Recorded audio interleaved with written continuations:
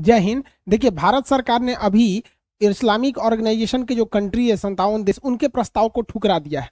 और वो लोग जो कश्मीर को लेके जो प्रस्ताव दिए थे उसके बारे में समझते हैं और क्यों ठुकरा दिया गया और इन लोग की चाल क्या है, समझिए।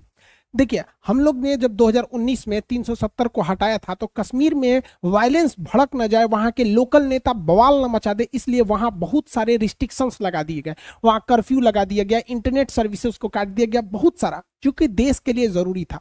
हमको ये समझना जरूरी है कि हमारे देश की जनता जरूरी है, लेकिन जब देश की बात आती है तो जनता से ऊपर देश हो जाता है। लेकिन सरकार ने सदन में खड़ा होकर कहा था कि जिस समय वहां की मिलिटेंसी कंट्रोल हो जाएगी, धीरे धीरे वहां कश्मीर को एक पूर्ण राज्य की दर्जा दे दिया जाएगा। यूनियन टेरिटरी में जनता के पास सरकार तक आवाज पहुंचाने के लिए उतना ज्यादा रास्ते नहीं रहते हैं जितने की मतलब एक असेंबली वाले स्टेट में रहते हैं जिनका पूर्ण राज्य का दर्जा होता है। तो सरकार इसको देख रही थी और पिछले 1-1.5 साल से आप देखेंगे जम्मू कश्मीर में पत्थर वाली बात या फिर मिलिटेंसी काफी कंट्रोल हो गई थी।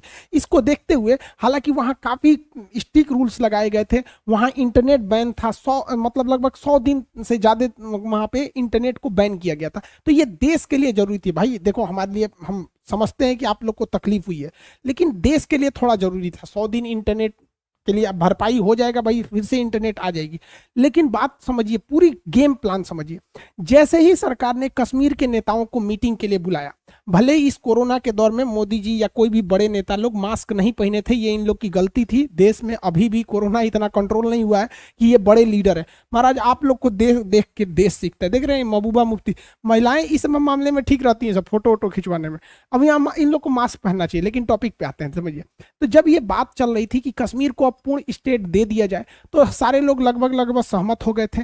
अब सरकार भी चाहती है कि जो कश्मीर के लोग हैं, जो आतंकवाद के रास्ते को छोड़कर भारत के लोकतंत्र में विश्वास किया, भारत के साथ जुड़े रहे, उन लोगों की भलाई के लिए वहां पे पूर्ण स्टेट दिया जाए। देखिए, 10-20% वहां पे मिलिटेंट्स की वजह से सारे लोगों को तकलीफ झेलनी पड़ रही थी, जो सही नहीं था। तो गवर्नमेंट ने एक अच्छा स्टेप लिया कि वहां कहा कि अब असेंबली बनेगी, वहां के लोगों की जरूरतों को ये लोग ठीक करेंगे। अब कश्मीर का मामला कश्मीर में सुलझ जाए। जैसे बिहार में कुछ होता है तो पटना में वहां विधानसभा है, वो लोग देखते हैं। अब बिहार की समस्या को आप ले जाएंगे दिल्ली में, तो पता चला 2020 में समस्या आएगा तो 30 में सुलझेगा।